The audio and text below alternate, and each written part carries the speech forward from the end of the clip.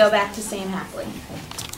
Thank you, Shannon. And here with more breaking news, I have George Sanderlin, a colonial dock worker who is another eyewitness of the Boston Massacre. Could you please tell me what happened? On hearing the noise of the fight, Samuel Atwood came up to see what was the matter, and entering the alley, he heard the latter part of combat. And when two boys who had been fighting had dispersed, he met the 10 or 12 soldiers who had been fighting with them, rushing down the alley towards the square, and asked them if they intended to murder people. They answered, "Yes, we do," and struck the wounded Atwood. And what happened after they attacked Atwood? Immediately after, those heroes, the British officers, appeared in the square asking where were the cowards. One of them advanced towards the youth who had a stave in his hand, but the young man, seeing the person near him with a drawn sword, held up his stave in defiance.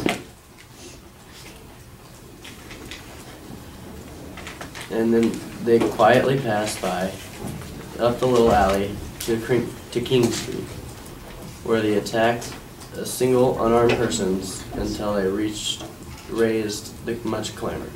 And how many people total were there in the square?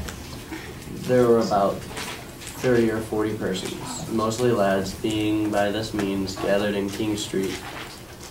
Captain Preston, with a party of men who charged bayonets, came up from the main guard to the commissioner's house, the soldiers pushing their bayonets, crying, "Make way."